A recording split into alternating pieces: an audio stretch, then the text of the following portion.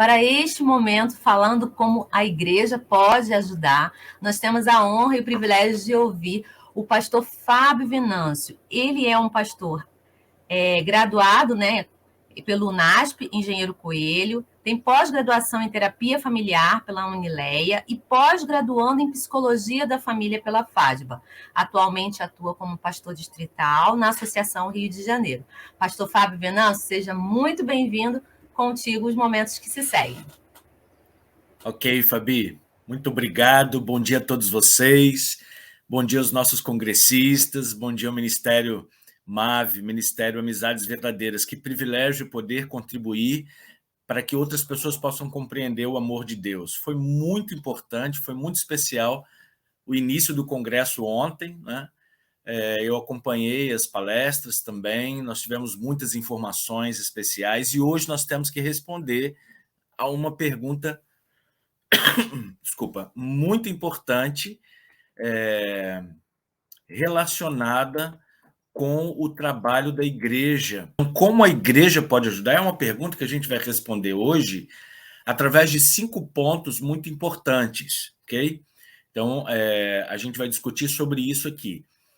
Mas para quem é a igreja? Talvez a gente pudesse responder também a essa pergunta antes da gente saber como a igreja pode ajudar alguém que sofre, que tem uma dor emocional, que vive com uma ferida emocional talvez não resolvida. Existem muitas pessoas assim na igreja, nem todas as pessoas, mas eu queria responder, antes dessa pergunta, responder para quem é a igreja. E eu destaquei aqui 2 versos bíblicos para a gente falar um pouquinho sobre isso aí. Todos devem saber e todos devem viver o evangelho.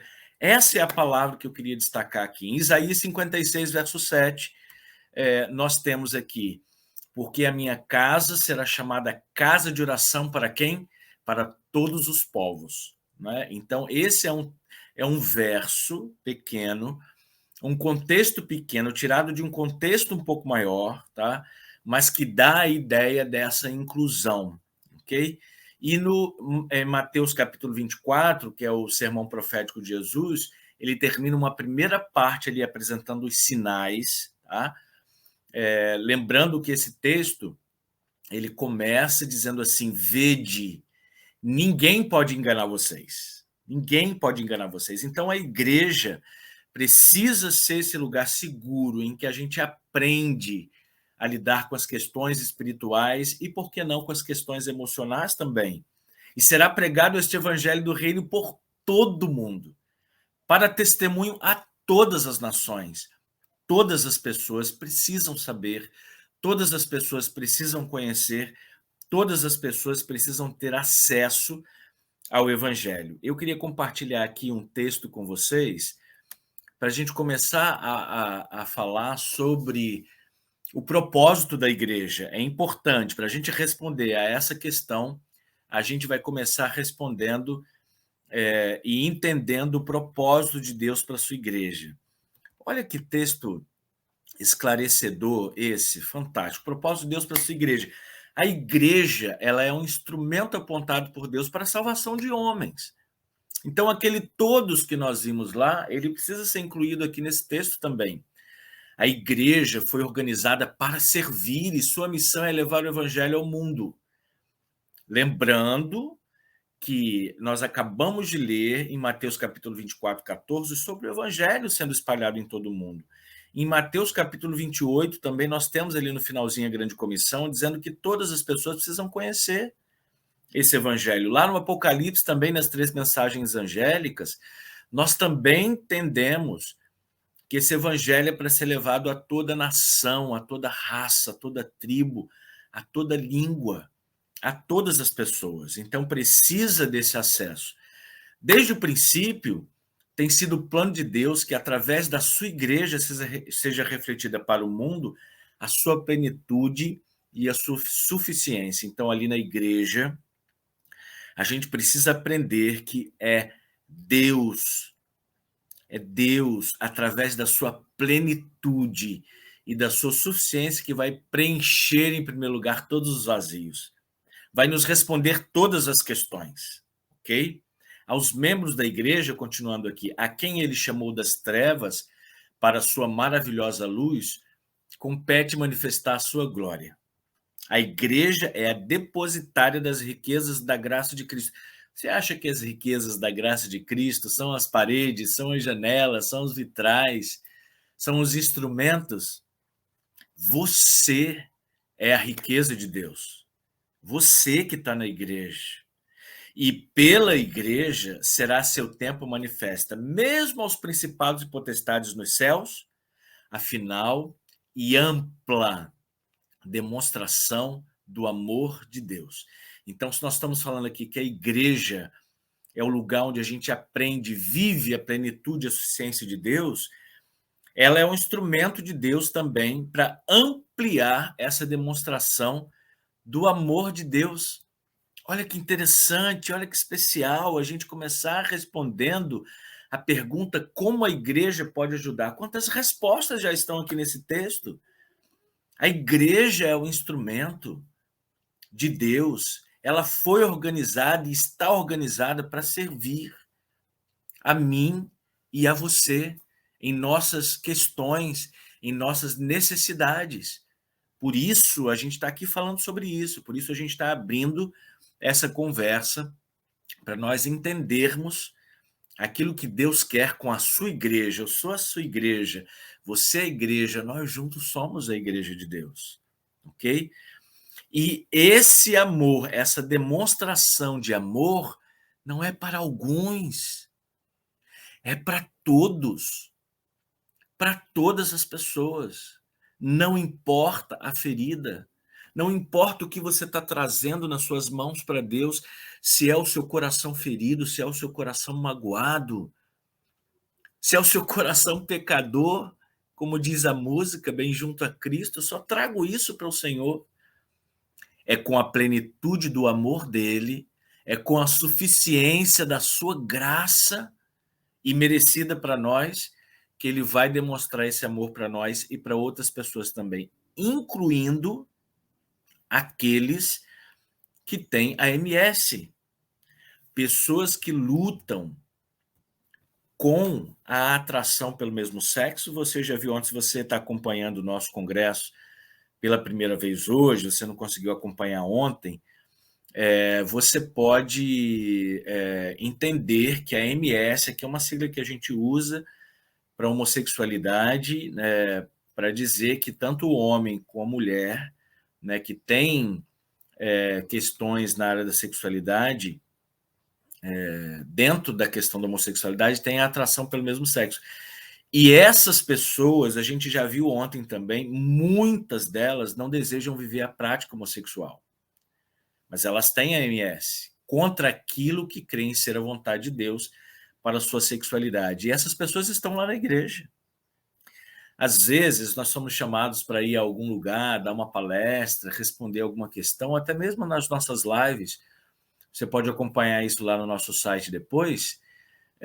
As pessoas estão preocupadas com aqueles que vão chegar, e realmente muitas pessoas vão chegar, né? A doutora Débora estava falando isso ontem, que ela leva, né, as pessoas, através do ministério dela, leva as pessoas à igreja, trabalha com os travestis, e as pessoas chegam à igreja. Mas muitas pessoas estão dentro da igreja. Então, por isso, a gente está trazendo esse assunto aqui para a gente entender qual é o papel da igreja, qual é o propósito da igreja dentro dessa questão da sexualidade humana.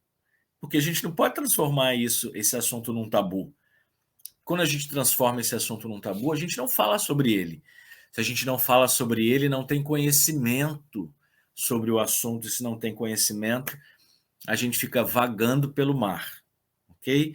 Da filosofia, vagando pelo mar do achismo, e isso a gente não quer como ministério, nós não queremos isso, ok?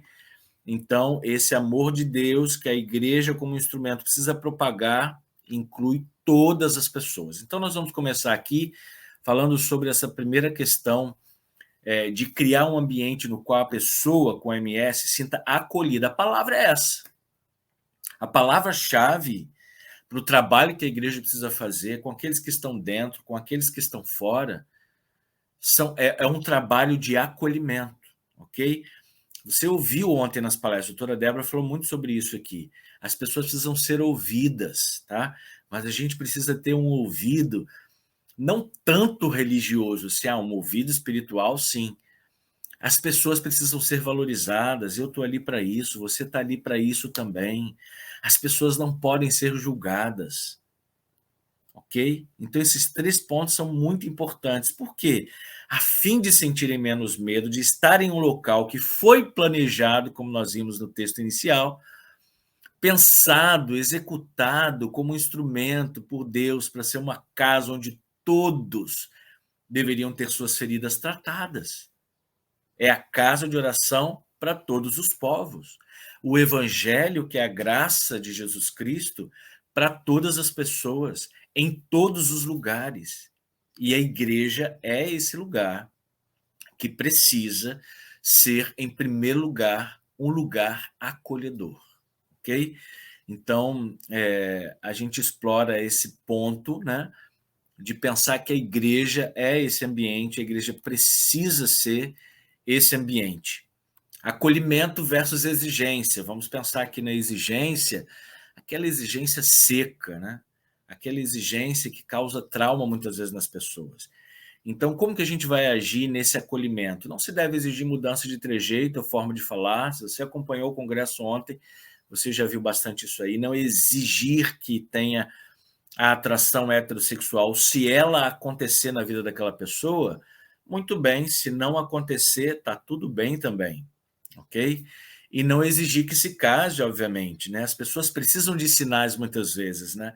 E um sinal que muitas vezes a igreja exige, tá? Fora do acolhimento, é que uma pessoa que tenha atração pelo mesmo sexo, ela deixe de ter atração pelo mesmo sexo, ela deixe de ter esse comportamento e ela adquira os comportamentos que uma pessoa que seja heterossexual tenha, ok? Isso não é a realidade, não pode ser realidade para a igreja. A imposição, ela pode causar mais traumas ainda. Então, a gente está falando de uma pessoa que tem uma dor emocional. E eu estou dizendo aqui para vocês, a imposição, essa exigência, pode causar mais traumas para quem luta com a MS. Um grande ato de amor é respeitar as pessoas em suas lutas e ter empatia por elas. Então, o que a gente precisa é ter o conhecimento da necessidade das pessoas. Só olhando uma pessoa, só conversando rapidamente com a pessoa, só apertando a mão dela ali na igreja, você não conhece as necessidades das pessoas, né? Por isso que nós temos o programa também de pequenos grupos, o nosso pastoreio compartilhado, com a liderança da igreja, porque a gente vai alcançando a vida dessas pessoas, a gente vai aprendendo a administrar melhor as relações quando a gente conhece as pessoas, ok? Eu estou colocando essas questões aqui, entre aspas, que eu estou tirando do nosso livro, que nós lançamos recentemente, né? O livro que o Ministério Amizades Verdadeiras lançou recentemente. Então, como eu estou falando para vocês sobre a questão do conhecimento, eu vou colocar que a igreja precisa realizar palestras para que os membros conheçam os motivos pelos quais alguém desenvolve a MS, ok? Então, assim, sem o conhecimento da questão, a gente comete muitos erros. Eu sei que você que está me ouvindo agora, você está pensando, eu preciso ter um pouco mais de acolhimento, eu preciso ter um pouco mais de empatia com as pessoas, né? Só que a gente precisa começar a dar informação também para a igreja, porque aquilo que eu disse para vocês, o tabu, ele faz com que o conhecimento não chegue, que a gente fique em silêncio, né?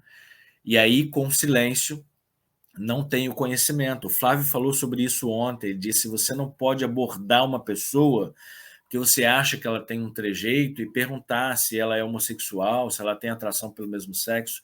Isso causa mais ferida na vida das pessoas, ok? E o conhecimento é importante para que a gente não cometa erros, ok? O conhecimento quebra o preconceito, porque todo mundo tem um conceito, tem um conhecimento prévio sobre uma pessoa, sobre uma situação, sobre uma questão, mas a gente precisa muitas vezes deixar de lado. A gente precisa não só aprender a como fazer, mas a gente precisa muitas vezes desaprender muitas coisas. Sabia disso?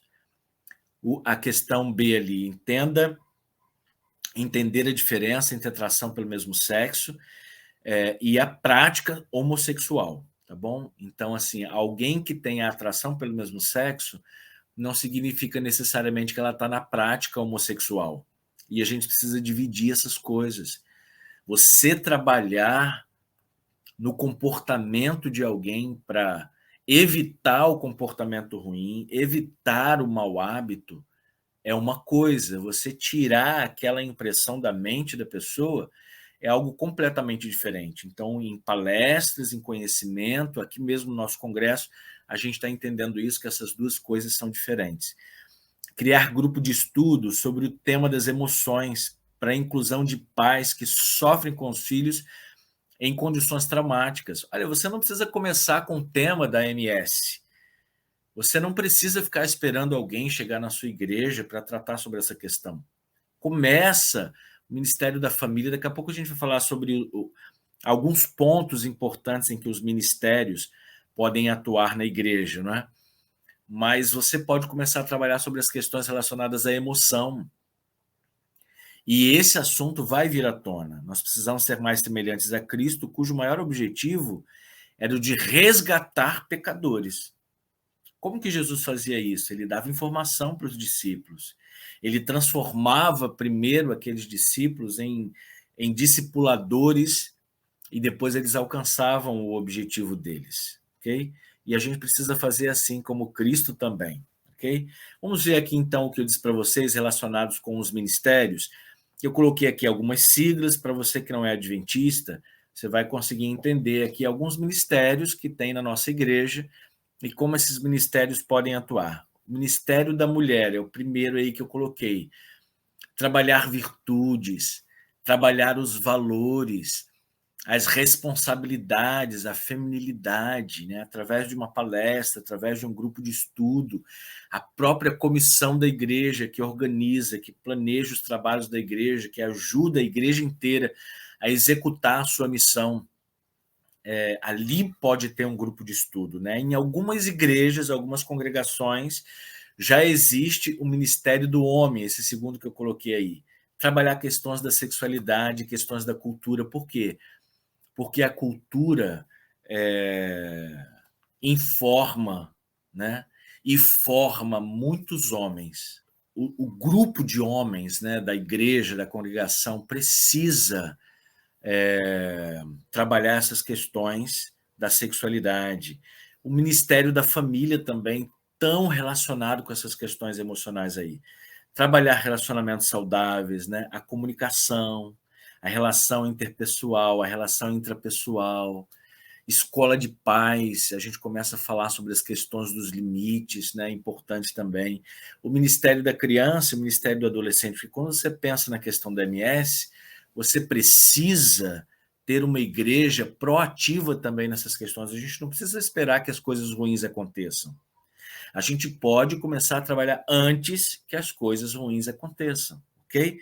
O Ministério Jovem também, que é um ministério importantíssimo dentro dessa questão, levantar ambientes saudáveis para o desenvolvimento de novas amizades, e os desbravadores que trabalham diretamente com os adolescentes também, que estão aí vivendo algumas questões de modismo em relação à questão da sexualidade, né? Trabalhar com a liderança, as demandas da adolescência, como, por exemplo, sexualidade saudável, autoestima, autoconhecimento, visando descredenciar completamente o bullying enraizado no convívio entre adolescentes que não se sentem, por esses motivos, parte do grupo.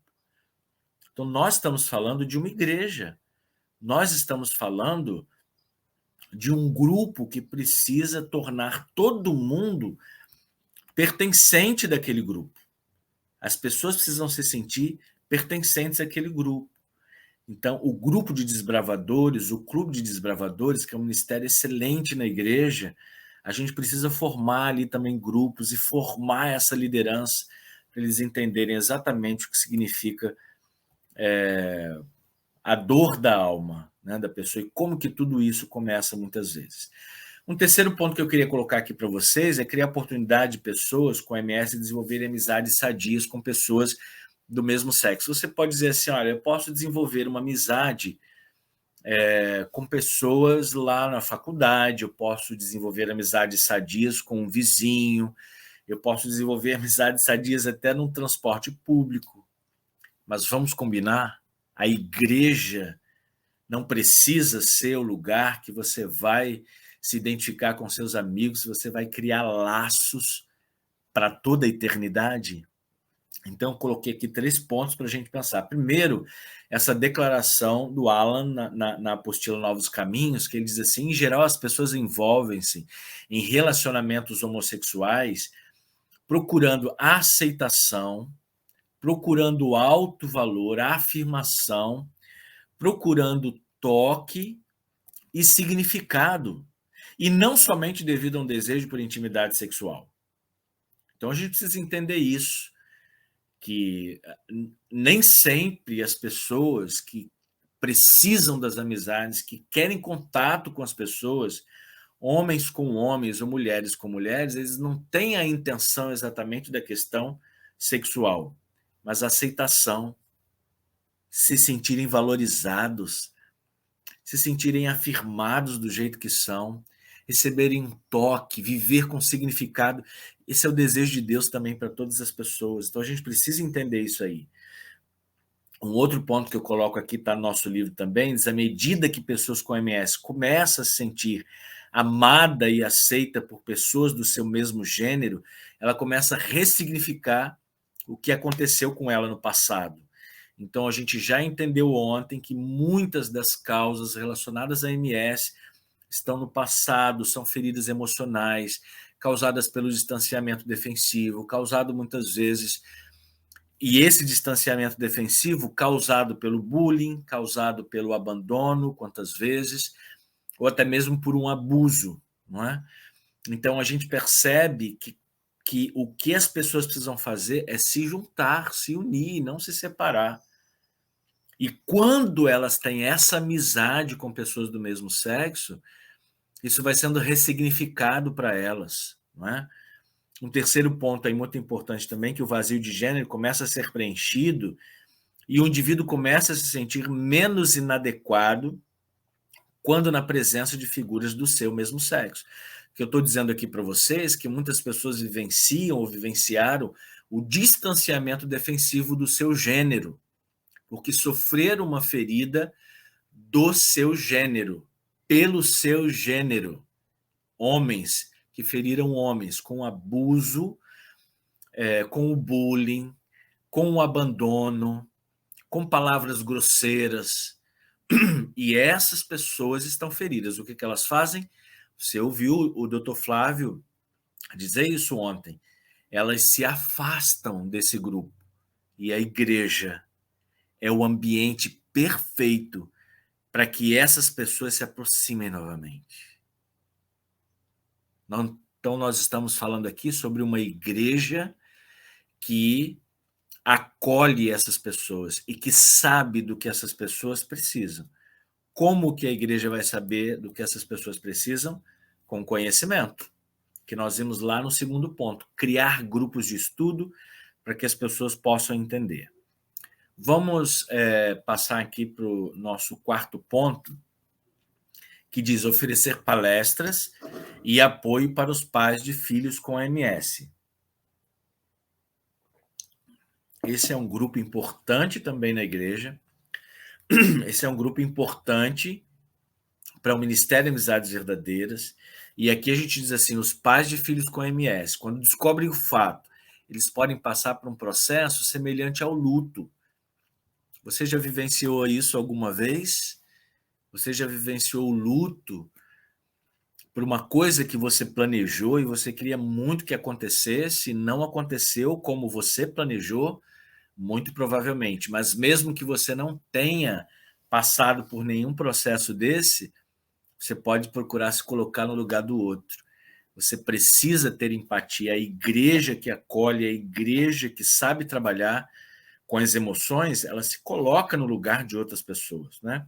E é muito importante que essas pessoas recebam o apoio pastoral e de outros membros de sua igreja. Olha, o Ministério Amizades Verdadeiras trabalha como se fosse um grupo de apoio, tá?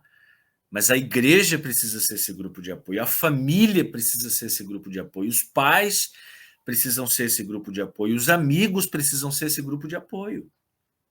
Os pais chegam quebrados assim muitas vezes no ministério.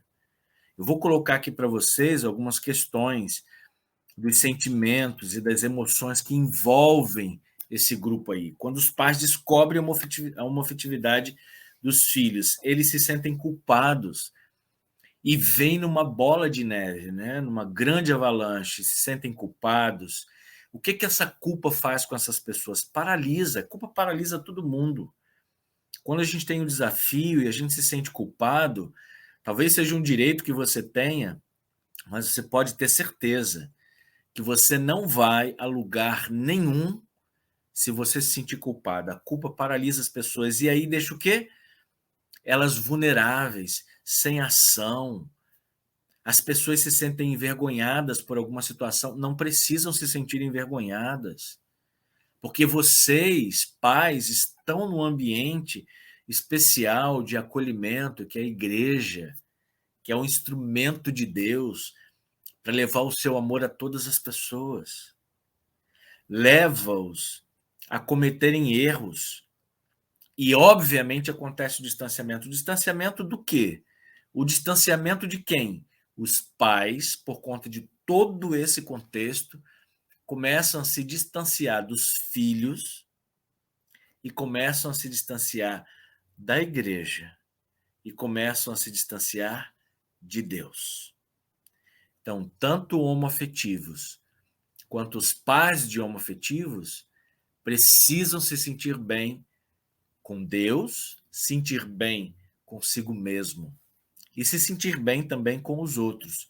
E a igreja, vamos combinar mais uma vez, que é o lugar perfeito para se ter esse acolhimento, ok? E os pais não se sentirem tão perdidos assim dentro dessas questões, ok? Um quinto ponto aqui, muito importante, é apoiar e incentivar a formação de mentores e grupos de apoio. Não é só o pastor que precisa trabalhar na igreja. Outras pessoas também podem aprender, outras pessoas, outras lideranças. Vocês viram aí as lideranças que eu coloquei. A liderança do Ministério da Mulher, a liderança do Ministério Jovem, a liderança do Clube de Desbravadores, do Ministério da Criança, do Ministério de Homem, do Ministério de Idosos, porque os pais estão lá também. Toda a liderança da igreja precisa conhecer sobre o assunto, precisa trabalhar sobre o assunto, precisa se debruçar sobre o conhecimento, principalmente o que o Ministério Amizades Verdadeiras está oferecendo aí à igreja, através do congresso, através do material que a gente tem, através dos cursos de liderança que a gente oferece também, mas lá na sua igreja, no seu cantinho de oração, na sua casa de oração, você pode fazer desse ambiente um ambiente acolhedor, um instrumento de Deus. A igreja é um instrumento nas mãos de Deus, não é um instrumento nas suas mãos. É um instrumento nas mãos de Deus. Quem que pode ser um mentor? Quando a gente está falando de mentoria aqui, a gente está falando de alguém que está próxima a essa pessoa que tem a MS. Então, um homem vai se tornar um amigo verdadeiro de um outro homem que tem MS. Esse homem precisa ter a sua sexualidade muito bem resolvida, muito bem trabalhada. E eu coloco isso aqui, olha, um adulto com a sua identidade sexual bem resolvida. Quem vai ser esse mentor? Esse homem ou essa mulher, uma pessoa que conhece bem a origem e as necessidades que envolvem a homossexualidade. Obviamente, a pessoa precisa ter esse conhecimento, mas ela vai aprendendo a lidar nos relacionamentos. O que a gente não pode fazer é se afastar dessas pessoas. Vocês vão ver aqui mais alguns pontos importantes sobre essa questão da mentoria. Você viu aqui agora, logo no início, quem pode ser um mentor? Um adulto com a sua identidade sexual bem resolvida e uma pessoa que conheça bem a origem e as necessidades que envolvem a homossexualidade, principalmente no ambiente da igreja, no ambiente eclesiástico, ok? e o que um mentor pode fazer. Vamos ver aqui algumas questões. Primeiro, eu queria que você olhasse essa imagem, porque ela diz alguma coisa para a gente, né? O mentor, ele não caminha pela pessoa, mas ele prepara o caminho para que ela siga, para que ela suba, para que ela vá galgando cada degrau da sua vida, da sua história, assim como aquele mentor também passou por essas fases, passou por essa situação.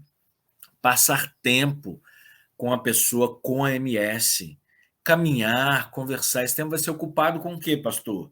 Caminhar, conversar, escutar, praticar um esporte, arrumar coisas, por exemplo. Vou cuidar do meu quintal.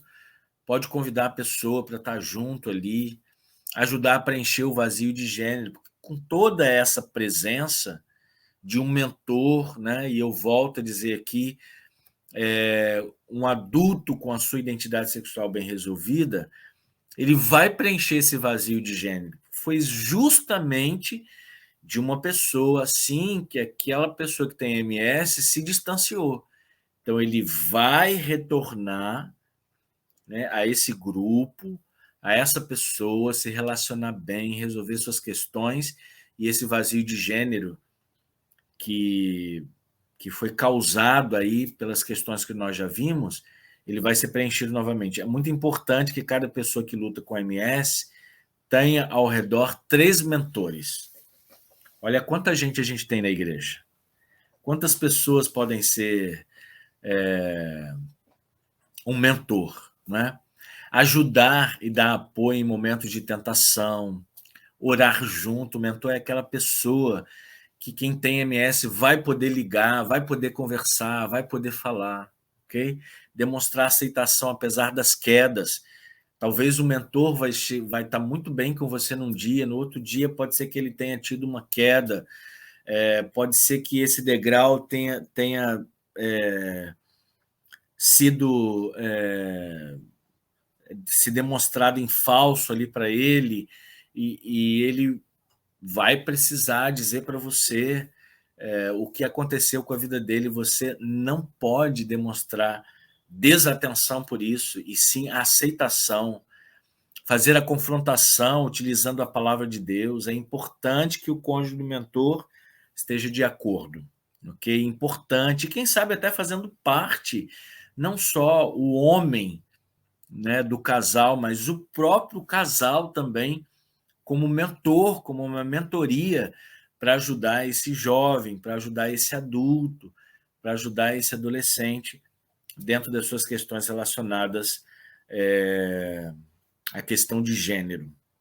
Ok? Então, aqui a gente está vendo alguns pontos importantes sobre como a gente pode ajudar, como uma igreja pode se colocar e pode ajudar as pessoas, né? O acolhimento, o conhecimento, estar junto com essas pessoas, criar o ambiente para se construir as amizades verdadeiras e também serem mentores, não é? E eu convido você a entrar lá no site do Ministério de Amizades Verdadeiras, fazer inscrição no seu curso de mentoria de liderança lá da igreja e aprender um pouco mais sobre essas questões.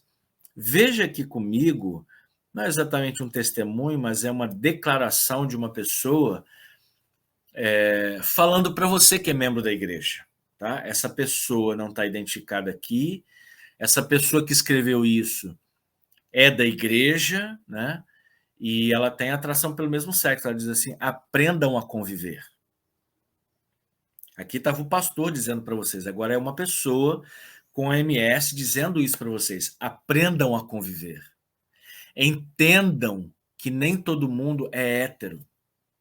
Sejam fonte de esperança. Olhem a Cristo, não fofoquem de nós.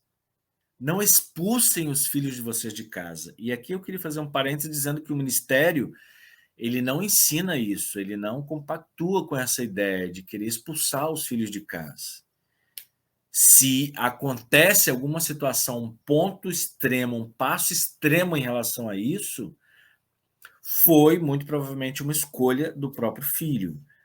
Sejam cristãos. Já pensou alguém dizer isso para as pessoas que são cristãs? Seja um cristão. Quanto mais vocês contemplarem a Cristo, ele diz aqui, mais saberão como ajudar um homossexual. E no final das contas, vão ver que não difere muito de qualquer outro ser humano. Que eu disse para vocês lá no quadro anterior, as pessoas buscam a atenção, buscam a afetividade, buscam o toque, a valorização. Todo ser humano precisa disso. Todo ser humano precisa de uma amizade verdadeira. Todo ser humano precisa de um mentor, independente da ferida que seja, ok? Mas aqui ele está dizendo que muitas vezes a gente vai ver que não tem tanta diferença assim. Façam aos outros aquilo que gostariam que fizessem a vocês. Está aí a regra de ouro, né? Ponham-se no lugar do outro. Então você está ouvindo aqui um testemunho, né, uma declaração de uma pessoa que muito provavelmente viveu algumas situações desafiadoras dentro da sua igreja, dentro do convívio, quem sabe, com a sua própria família, e ele está dizendo isso aqui para a gente novamente. Aprendam a conviver. É na igreja que a gente aprende a conviver com todas as diferenças. Você já pensou se fosse todo mundo igual? Nós nem estávamos mais lá na igreja. Dentro da questão heterossexual, nós somos atraídos por aquilo que é diferente de nós. Nós precisamos das pessoas que são diferentes.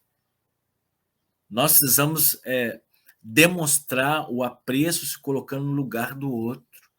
Não é? Então, isso aqui é muito importante para a gente entender como que as pessoas muitas vezes sofrem com essa questão ao nosso lado, sentado no banco da igreja, do nosso lado, assistindo o culto, participando do culto, mas sofrendo porque não tem uma amizade verdadeira, não tem alguém que pode contar. Mas não, a igreja é esse instrumento que Deus realmente colocou na terra para ampliar o conhecimento do seu amor, para que as pessoas pudessem experimentar a plenitude da sua glória, para que as pessoas pudessem experimentar a suficiência na sua graça, no seu perdão.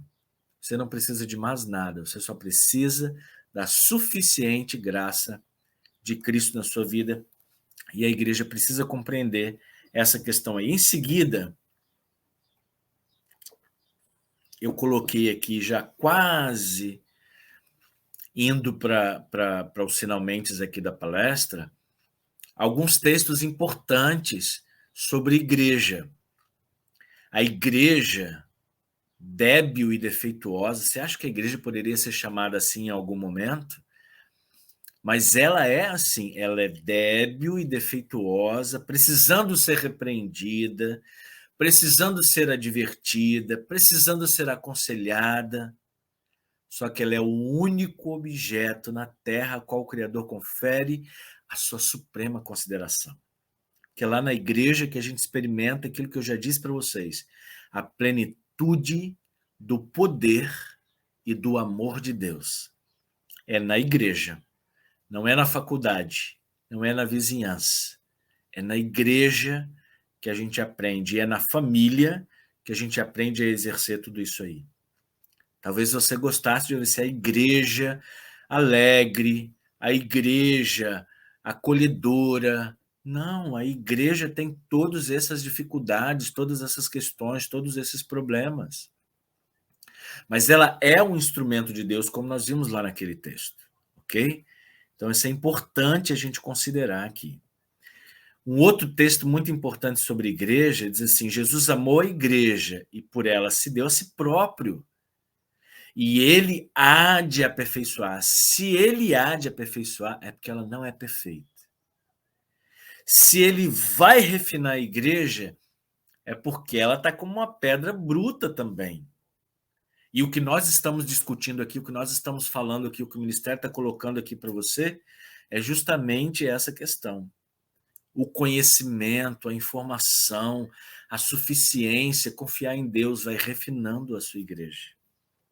A igreja também precisa ser enobrecida e elevada, de maneira que fique firme em meio das corruptoras influências deste mundo. Quem que as pessoas que estão no mundo precisam buscar?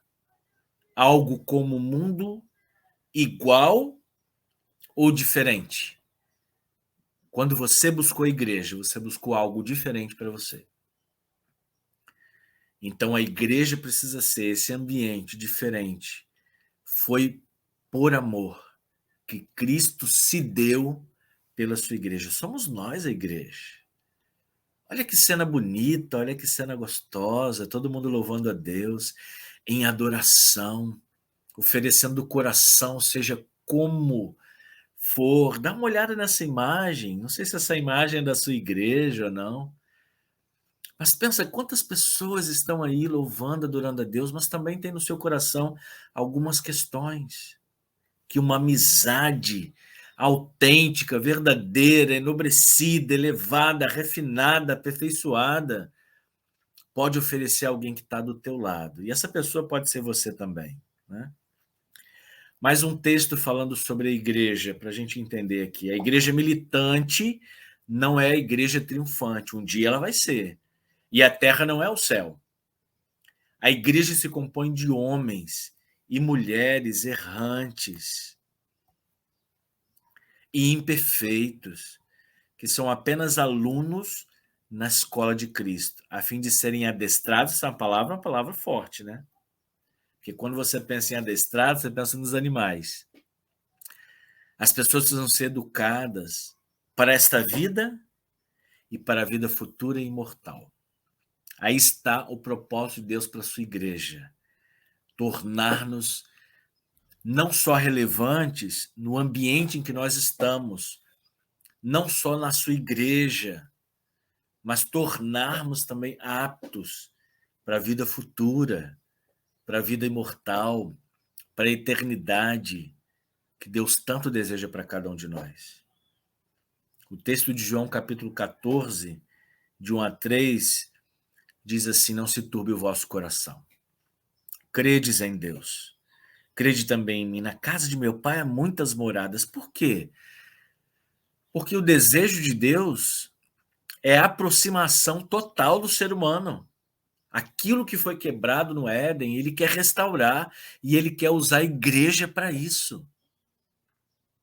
Uma igreja militante não é uma igreja triunfante. E a terra também não é o céu, mas Deus quer usar cada um de nós, líderes da igreja. Deus quer usar os pastores, Deus quer usar o ministério, amizades verdadeiras, para restaurar, para restabelecer a vida de muitas pessoas. E eu convido você a isso. O texto continua dizendo que se dessa forma não fosse, que Jesus teria dito, porque esse é um texto dele registrado por João, e ele diz assim: eu vou preparar um lugar para vocês. Para quê? Para que onde eu estiver, vocês também estejam. Porque esse é o desejo de Deus. E o trabalho da igreja, o trabalho de cada ministério, é estreitar os laços do ser humano com Deus, porque o pecado destrói. Lá em João capítulo 10, o texto diz: o ladrão vem para roubar, para matar e para destruir. E o texto anterior diz: eu vim para que tenham vida e vida abundante. Vida plena, na suficiência de Cristo Jesus, na suficiência da sua graça. E a gente tem o quadro e o cenário da igreja no final dos tempos. Uma igreja que prega a palavra a todas as pessoas, uma igreja que leva o evangelho, que é eterno para todas as pessoas, toda raça, toda tribo, toda língua, toda nação, todo povo. Ninguém pode ficar de fora. E uma das últimas visões de João para a sua igreja no livro do Apocalipse diz que Deus enxugará dos nossos olhos toda lágrima, e não haverá mais pranto, nem dor, nem morte, porque todas as coisas se passaram. E um pouquinho antes ele diz assim: eis o tabernáculo de Deus com os homens, e Deus mesmo estará com eles. Porque essa é a maior vontade de Deus para com a sua igreja, para com o ser humano, para comigo e para com você, estarmos juntos para sempre. Então, igreja, liderança, ministérios, pais, você que está me ouvindo, eu faço esse apelo a você. Vamos aprender a viver juntos agora, enquanto a gente tem tempo. Vamos aprender a conviver, vamos aprender sobre as necessidades das pessoas, para que a gente possa, de verdade, vivenciar as questões relacionadas à cura das feridas da pessoa. Você já ouviu aqui ontem a gente enfatizar essa questão. Nós não fazemos cura gay. Nós não entendemos que é uma doença. E a gente vai repetir isso várias vezes para você, quantas vezes for necessário. Que a alma da pessoa precisa ser curada, precisa passar por um processo de transformação. E só com Deus isso pode acontecer. Eu queria deixar aqui as minhas palavras finais para a sua igreja. Deus abençoe cada um de vocês. Deus abençoe a sua igreja.